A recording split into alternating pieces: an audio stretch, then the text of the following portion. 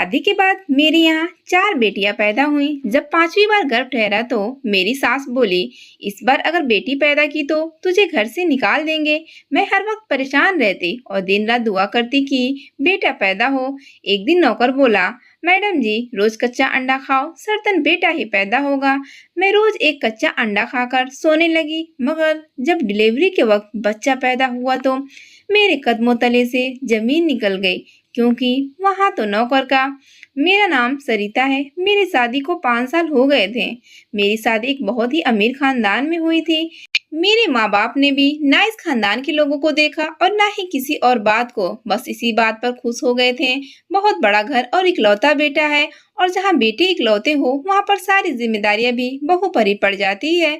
इस घर में किसी चीज की कमी नहीं थी, लेकिन एक चीज ने जीना हराम कर रखा था, और वह यह है कि मैंने इस घर का वारिस पैदा करना था।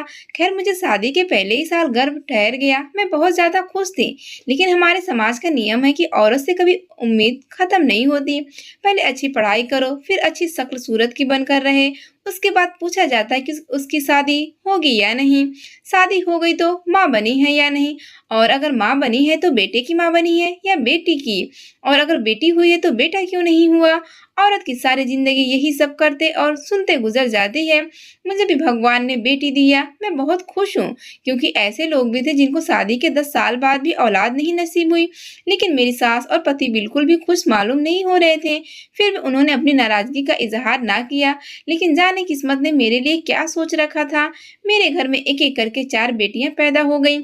इस घर को एक हवेली कहना और ज्यादा मुनासिब होगा। इस हवेली का एक नौकर भी था, जिसे सब आकाश कहा करते थे। एक वही था इस घर में जो मेरा दर्द समझता था। वह कहता था कि भगवान ने तो आपके घर में लक्ष्मी दी है। वही अक्सर ये खबर बाहर सुनाने आता कि बेटी हुई है, और बदले में मेरे पति से थप्पड़ भी खा लेता। आखिर 2 बेटियों के दफा बकायदा मेरे पति और मेरी सास ने बहुत ज्यादा गुस्सा किया। मुझे भी बातें सुनाई और कई हफ्तों तक उनका मूड भी खराब था। मेरा पति अपनी बेटियों को प्यार भी नहीं किया करता। मेरी सास भी उनको अपने करीब भटकने नहीं देती। वो उनके साथ ऐसे करती जैसे वो उन्हें हाथ लगाएगी तो उसके हाथ कट जाएंगे। मैं बहुत परेशान रहती। इस घर में मेरी बेटियों को चीज हासिल थी। वो अच्छी स्कूल में जा रही थी, अच्छा खाती थी, लेकिन कोई उनसे मोहब्बत नहीं किया करता था। इसी वजह से मेरी बेटियां बहुत जिद्दी होती जा रही थी। अब तो मैंने भी भगवान से प्रार्थना करना शुरू कर दी कि 4 बेटियों के बाद एक बेटा दे दें, क्योंकि मैं भी चाहती थी भगवान मुझे बेटा से नवाजे। लेकिन चौथी बेटी के बाद 2 साल गुजर जाने के बाद भी मुझे गर्भ नहीं ठहर रहा था।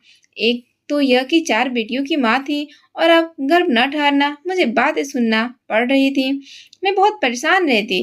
जब इंसान बहुत परेशान होता है तो उसे जो भी मिलता है वो उसे अपने दिल की बात कह देता है।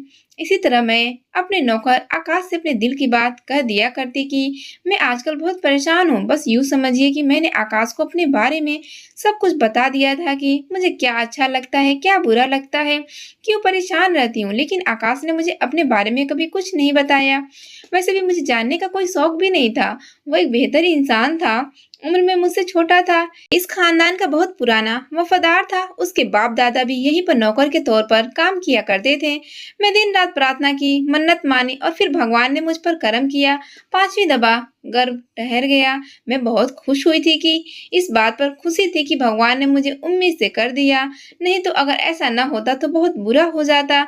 मैं जब भी उम्मीद से होती तो मेरी प्रेगनेंसी के 9 माह में मेरे पति और मेरी सास मेरे साथ बहुत अच्छे से पेश आते हैं। उनको उम्मीद होती कि सब अच्छा होगा और भगवान इस बार बेटा देगा। और बेटा बेटी के चक्कर में ऐसे फंसे थे कि वो डॉक्टर से भी पता ना करवाते थे कि उनके यहाँ बेटा आने वाला है या बेटी। वो कहते थे कि इन वक्त पर ही पता चलेगा। शायद उसके पीछे भी कोई डर था। एक दिन मैं अपने कमरे में बैठी थी कि मेरी सास मेरे कमरे में आई। पहले मुझसे मेरी सेहत के बारे में पूछा, और फिर मुझे कहा, देखो अगर इस दफा तुम्हारा बेटा ना हुआ तो हमें कुछ ऐसा करना पड़ जाएगा जिसको तुम्हें हमसे उम्मीद नहीं होगी। मैंने पूछा कि ये आप क्या कह रही हैं, क्या करेंगी।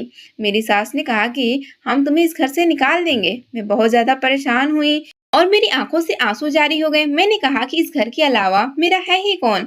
माँ बाप तो मेरे दुनिया में नहीं रहे, बहन भाई भी कोई नहीं है। अगर आप मुझे घर से निकाल देंगे तो मैं अपनी बेटियों को लेकर कहाँ जाऊंगी। मेरी सास ने कहा कि यह हमारा मसला नहीं है, इसलिए प्रार्थना करो कि तुम्हारे यहाँ बेटा ही पैदा हो। अगर तुम्हारे यहाँ बेटा पैदा हुआ तो तुम इस हवेली में मलिका बनकर राज करोगी राज। मैं तुम्हें बहुत ज्यादा खुश रखूंगी। तुम्हारी बेटी और तुम जो चाहोगी तुम्हारे सामने हाजिर कर दिया जाएगा। लेकिन अगर तुम्हारे यहाँ बेटा पैदा ना हुआ फिर समझ लो कि तुम्हें आसमान से उठाकर जमीन पर फेंक दिया जाएगा। मैं अपनी बेटी की दूसरी शादी करवा दूंगी। मैं बिल्कुल हक पर हूँ। मैंने तुम्हें 5 मौके दिए। अगर 5 मौकों के बाद भी तुम हमें एक वारिस न दे सकी तो इसमें तुम्हारी गलती है। हम लोग तो हक पर हैं। मेरी सास की जुबान पर जो आया उन्होंने मुझे सुना डाला। यहाँ तक यह भी कह दिया कि अगर बेटा पैदा ना हुआ तो उसी दिन अपनी 5 बेटियों को साथ लेकर इधर से तुम्हें जाना होगा। मैं हैरान रह गई थी कि वो इस कदर जालिम कैसे हो सकती हैं। अच्छी तो यह मेरे साथ कभी भी ना थी, लेकिन इतना जुल्म यह लोग मेरे साथ कैसे कर सकते हैं। आकाश को मैंने कुछ देर पहले जूस बनाने को कहा, वही देने शायद कमरे में आ रहा था जब उसने मेरी सास की बातें सुन ली और मुझे रोते हुए भी देख ली। जब वो कमरे में आया तो मेरे आंसू इस कदर बह रहे थे कि मैं उनको रोक नहीं सकी। आकाश ने जूस एक तरफ रखा और हाथ बांधे खड़ा हो गया। उसने सर झुका लिया। मैंने अपने आंसू साफ किए। उसने कहा, मैडम जी, मैंने सब सुन लिया है। ये लोग बड़े ही जालिम लोग हैं। इनके बाप दादा भी ऐसे ही थे और इनके खानदान को कोई बद्दुआ है कि कई सालों तक उनके खानदान में बेटा ही पैदा नहीं होते। बड़े साहब भी तो बड़ी मेम साहब की शादी के 10 साल बाद पैदा हुए थे। मैं हैरान हुई कि मेरी सास 10 साल तक औलाद पैदा ना कर सकी। उनको क्या महसूस हुआ होगा, वही जो अब मुझे महसूस हो रहा। फिर क्या अब वो मेरा दर्द नहीं समझ सकती? और मैंने तो इस घर को औलाद दी थी। ऐसा तो नहीं था कि मैं बिल्कुल ही बांझ थी। मैडम जी, मैं आपको एक तरकीब बताता हूँ। यह बड़ा पुराना नुस्खा है। हमारे बड़ों का, पीरों का, सबका इस पर भरोसा है और कुछ ज्यादा करना भी नहीं है। रात को सोते हुए एक कच्चा अंडा आपने खा लेना है। मैं शर्त लगाकर कहता हूँ कि आपके यहाँ बेटा ही पैदा होगा। मैंने आकाश को कहा कि तुम ये कैसी बातें कर रहे हो, ऐसे बेटा कैसे पैदा हो सकता है। आकाश ने कहा, मैडम जी, जहाँ इतना कुछ कर लिया वहाँ यह भी करके देख लो। अगर बेटा पैदा ना हुआ तो मेरा नाम बदल दीजिएगा। अमीर लोगों में एक बड़ी खामी होती है कि जब वो बहुत ज्यादा परेशान होते हैं तो अपने अनपढ़ और नासमझ नौकरों के मशवरे में भी आ जाते हैं और यह भी नहीं सोचते कि भला वो जो मशवरे दे रहे हैं उसके पीछे कोई मतलब भी है या नहीं। मैंने भी आकाश की बात मान ली और उसे कहा कि रोज रात को कच्चा अंडा पीकर सोया करूंगी। अगर मैं किसी दिन भूल जाऊं तो तुम मेरे लिए अंडा लेकर आ जाना। आकाश ने कहा कि मैं यह काम अपनी जिम्मेदारी समझकर करूंगा और मुझे यकीन है कि इस दफा आपके बेटे से नवाजा जाएगा। फिर आप इस हवेली पर राज करेंगी राज, और मुझे भी आपकी सेवा करके बहुत खुशी मिलेगी। बहुत सालों बाद इस हवेली को कोई अच्छी मालकिन मिलेगी। जैसा आकाश ने कहा था, मैं रोज रात को कच्चा अंडा पीना शुरू कर दिया। पहले तो मुझे बहुत अजीब लगा, लेकिन मुझे कोई परवाह नहीं थी इसका स्वाद कैसा था। ये करना अजीब काम था, पर मुझे किसी भी तरह बेटे की माँ बनना था। यही मेरा मकसद बनकर रह गया था। अगर मैं किसी दिन भूल जाती तो आकाश खुद मेरे लिए दूध देने के बहाने अंडे भी ले आता। मेरे पति को उस बात की कोई खबर नहीं थी, लेकिन एक दिन मेरे पति ने यह बात नोट कर ली और उसने कहा कि ये अंडा तुम्हारे लिए आया है। तो मैंने कहा कि उबला हुआ अंडा है। आपकी मम्मी ने कहा है कि रात को दूध के साथ एक अंडा खाया करो। मेरा पति कहने लगा कि शायद यह भी प्रार्थना किया करो कि तुम्हारे यहाँ बेटा पैदा हो, वरना खाना पीना तुम्हारे किसी काम नहीं आएगा। कभी कभी मुझे यह सोचकर बहुत तकलीफ भी होती कि मेरा पति भी मेरा साथ नहीं देता, मेरे लिए कुछ नहीं कर सकता, लेकिन कम से कम मुझे तसल्ली तो दे सकता था। अगर मुझे उसका थोड़ा सा साथ मिल जाता तो शायद सुकून मिल जाता। लेकिन अब सच तो यह है कि मुझे उससे किसी भी चीज की उम्मीद नहीं थी। उसने मुझे अपनी हमसफर नहीं समझा। उसने मुझे बच्चा पैदा करने की मशीन समझा था। उसे मुझसे बेटा चाहिए था। मैंने प्रार्थना किया कि इस दफा मुझे बेटा ही पैदा हो, जिसको मैं इसके हवाले करके यह कह सकूं कि जो तुम्हें चाहिए था वो तुम्हें मिल गया। लेकिन मुझे तुमसे कोई उम्मीद नहीं है और हम सिर्फ नाम के पति पत्नी हैं। मैं उस दिन का इंतजार कर रही थी। मैं उसे ये कहना चाहती थी कि मेरे अंदर इन 5 सालों में बहुत नफरत भर गई थी, लेकिन फिर भी मैंने किसी तरह सब कुछ बर्दाश्त किया है, क्योंकि मैं बेटियों की माँ थी। सच कहती हैं कि औरत की इज्जत मर्द से होती है। अगर वह बेटे की माँ बने तो उसको ज्यादा इज्जत मिलती है। एक दिन मैंने उस हवेली में बहुत कुछ अजीब होते हुए सुना कि मेरा पति गुस्से से चिल्ला रहा था कि आकाश कहाँ है। पता चला कि वो घर नहीं था। जाने वह कहाँ गायब हो गया। आज तो कहीं नहीं गया। आज मेरे गांव से बहुत जरूरी दोस्त आ रहे थे। मुझे इतने सारे काम है और यह कहाँ भाग गया। मैं भी सोचने लगी, आखिर आकाश कहाँ गया? लेकिन वह रात से पहले वापस आ गया। मेरे पति ने उसे बहुत डांटा, पर उसने सारे काम वक्त पर कर डाला। जब वो रात को वापस आया तो मैंने उसे पूछा कि तुम कहाँ गए थे? तो कहने लगा बस मैं किसी से मिलने चला गया था। लेकिन मुझे साफ महसूस हुआ कि वह झूठ बोल रहा था। जैसे आकाश ने कहा था, मैं रोज रात को कच्चा अंडा खाया करती थी और साथ में भगवान से दुआएं भी किया करती थी। मेरी सास अक्सर लोगों से बातें करते हुए कह रही थी कि मेरी बहू फिर से उम्मीद से है, बस प्रार्थना करो कि बेटा हो जाए, नहीं तो मैं उसका किस्सा तमाम कर दूंगी।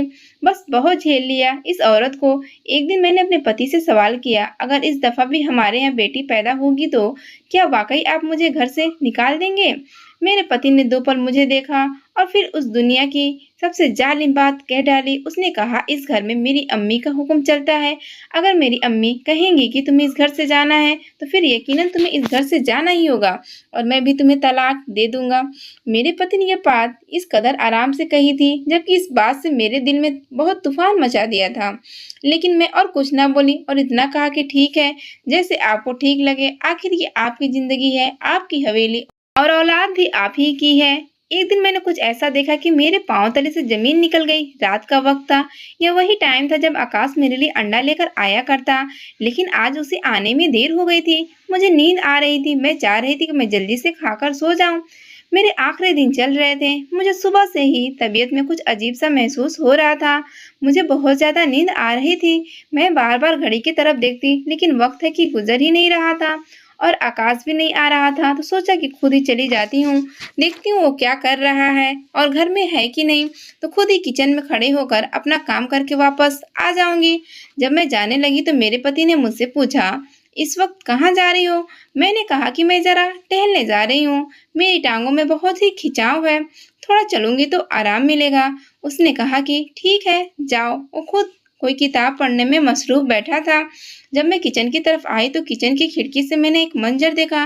जिस मंजर को देखकर मेरे कदमों तले से जमीन निकल गई। जब खिड़की से मैंने देखा, मैं हैरान रह गई। सामने एक ट्रे रखी थी जिसमें दूध का गिलास रखा था और आकाश के हाथ में अंडा था जिस पर वह कुछ पढ़कर फूंक रहा था। फिर उस अंडे को ट्रे में रखा और उसे उठाकर बाहर आने लगा कि उसका मुझसे सामना हो गया। मुझे देखकर वह ऐसे चुका जैसे कोई चोर पुलिस को देखकर डर जाता है। कहने लगा कि मैडम जी, आप ये कमरे में ही आ रहा था, ये ले इसको खा ले। मैंने उसे यह नहीं कहा कि मैंने उसे यह सब करते हुए देख लिया है, पर मैंने कोई लिहाज ना रखा। मैंने कहा, जो कर रहे थे मैंने देख लिया। क्या कर रहे थे? क्या तुम मुझ पर कोई जादू कर रहे हो या तुम्हें यह करने के लिए किसी और ने कहा? तुम्हें यह करने के लिए मेरी सास ने तो नहीं कहा। वो जानबूझकर मुझ पर कुछ ऐसा अमल करवाती है जिससे बेटी पैदा होती, ताकि मुझे इस घर से निकालकर अपने बेटे की दूसरी शादी अपनी भांजी से करवा सके। तुम तो खानदान के पुराने नौकर हो, तुम जरूर इन लोगों के साथ मिले हुए हो। इस हवेली में तो जाने कितनी आती हैं और कितनी जाती होंगी। मैं भी घर की एक औरत हूँ, जो आज हो कल नहीं, जो जिए या मरे इससे क्या फर्क पड़ता है। तो फिर एक नौकर मेरे लिए इतना वफादार कैसे हो सकता है? मैं पागल थी तुम्हारी बातों में आकर। मेरे मुंह में जो आ रहा था मैं बोलती ही चली जा रही थी। वो बार बार नाम में सर हिला रहा था। ऐसा कुछ नहीं है, मैं गद्दार नहीं हूँ। हाथ जोड़कर विनती कर रहा था, लेकिन मुझे कोई फर्क नहीं पड़ रहा था। मैंने ट्रे को हाथ मारा और अंडा और दूध नीचे गिर गया। जोर से मेरा पति भी सीढ़ियों तक आ गया। मैंने अपने पति को कहने लगी कि इस शख्स को इस घर से निकाल दो कि अचानक मेरे पेट में बहुत दर्द हुआ और मैं लड़खड़ा गई। मेरा पति मेरी तरफ बढ़ा और दाई को बुलाया गया। मेरी अभी तक की सारी डिलीवरी घर में हुई थी, लेकिन इस दफा मेरी हालात बहुत खराब थे।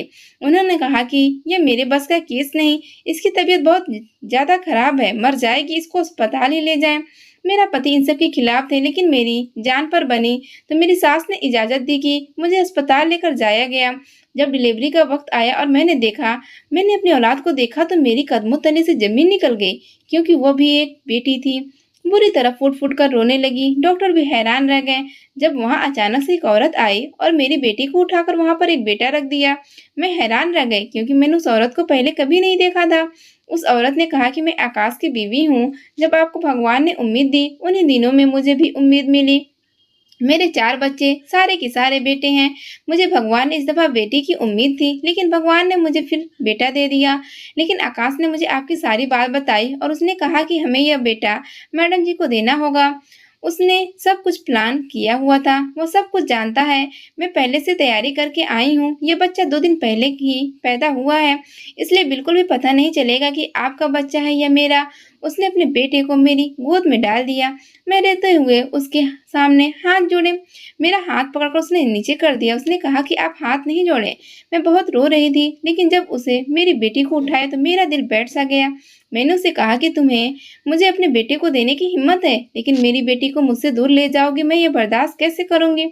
उसने कहा आप फिक्र ना करें, मैं उसको अपनी औलाद की तरह पालूंगी। वो मेरी बेटी को उठाकर इस दरवाजे से निकल गई जहां से आई थी। मैंने डॉक्टर से भी बात कर ली, डॉक्टर को समझा दिया। डॉक्टर ने कहा आजकल ऐसे लोग इस दुनिया में नहीं होते। अगर इस तरह आपके घर बसता है तो मैं अपनी जुबान बिल्कुल भी नहीं खोलूंगी। और मैं तो डॉक्टर हूँ, मैं रोज इस तरह के लोगों को देखती हूँ जो बेटियां पैदा होती है तो लोग बुरी तरह रोना शुरू कर देते हैं, बल्कि तकरीबन मातम करना शुरू कर देते हैं। ऐसा बिल्कुल नहीं करना चाहिए। आकाश ने अपना काम कर दिया। वह सच में एक वफादार नौकर था। मेरे पति और सास को जब पता चला कि मैंने बेटे को जन्म दिया है तो वह बहुत ज्यादा खुश हुए। जैसा मेरी सास ने कहा था, मुझे मलिका की तरह ले जाया गया और मेरी हर बात मानी गई। और मेरा पति अपने बेटे को पाकर खुश था और मेरे बच्चों से भी बहुत मोहब्बत करने लगा। आज मेरी तबीयत कुछ बेहतर हो रही और मैं घर आ गई। घर आकर मैंने आकाश को कहा कि मुझे माफ कर दो। मैंने जाने तुम्हें क्या क्या नहीं कहा कि मैडम जी कोई बात नहीं, मैं आपका हाल समझता हूँ। वो अंडे का इस बात से कोई ताल्लुक नहीं था। बस मैंने सोच लिया था कि मैं अपनी औलाद आपकी झोली में डाल दूंगा। लेकिन अगर मैं यह बात आपसे पहले करता तो जाने आप क्या सोचती। साथ मुझे यह भी उम्मीद थी भगवान आपको इस बार बेटा देगा। लेकिन जब हमें पता चला कि आपकी बेटी पैदा हुई है तो मैंने अपनी बीवी को तुरंत भेजा। मैं शादीशुदा हूँ, लेकिन मैंने ये बात कभी किसी को नहीं बताई। आपकी बेटी हमारे घर में महफूज है और हमें 4 बेटों के बाद जब बेटी मिली है तो जाहिर है कि वो तो हमारे घर की रानी बनकर रहेगी। आप फिक्र ना करें, आपसे मिलवाने के लिए ले आया करूंगा। मेरी सास और पति को जो चाहिए था वो मिल गया था। मैं इस घर की मलिका तो थी, लेकिन मेरे तेवर बदल गए थे। मैं उनको अब जूते की नोक पर रखे रही थी, उनकी हर बात का जवाब देती और वह भी चुप कर सुन लेते। फिर किस्मत ने बाजी पलटी और मेरे साथ एक बहुत बड़ा हादसा हो गया। मेरे सास और पति गाड़ी में बैठकर कहीं जा रहे थे कि वो कार हादसे का शिकार हो गए और वह दोनों इस दुनिया में नहीं रहे। मुझे अपने पति के जाने का बहुत अफसोस हुआ। मैं कई महीनों तक उसका शोक मनाया। अब हवेली की मालकिन मैं थी। ये सारी हवेली मेरी हो चुकी थी। मैंने आकाश और उसकी बीवी बच्चे को गांव से वापस बुलवा लिया, अपनी बेटी को अपनी आंखों के सामने बड़ा होते देखने के लिए। उनको भी इस घर में रहने के लिए कहा और आज हमने गांव की सारी जमीन और हवेली बेच दी। हमने शहर में जाकर घर बना लिया है। शहर में जाकर मैंने सबको यही कहा कि आकाश मेरा सगा भाई है। वक्त के साथ सब बच्चियां और आकाश का बेटा जवान हो गया तो मैंने उसकी शादी अपनी 5वीं बेटी से करवा दी। इस तरह मुझे अपनी 5वीं बेटी भी वापस मिल गई। सारी दुनिया जानती है कि आकाश मेरा भाई है। फर्ज तो उसने भाइयों से भी बढ़कर अदा किया, ना सिर्फ मेरी मदद करके बल्कि इन बच्चों की परवरिश करने में भी उसने हमारी बहुत मदद की। अब हम सारे आकाश के बच्चे और मेरे बच्चे आपस में एक दूसरे के साथ खुशी खुशी रहते हैं। हम सब बहुत खुश हैं। हमारी वीडियो अगर आपको पसंद आई तो लाइक जरूर कीजिए, कमेंट कीजिए, अच्छी लगी तो शेयर कीजिए।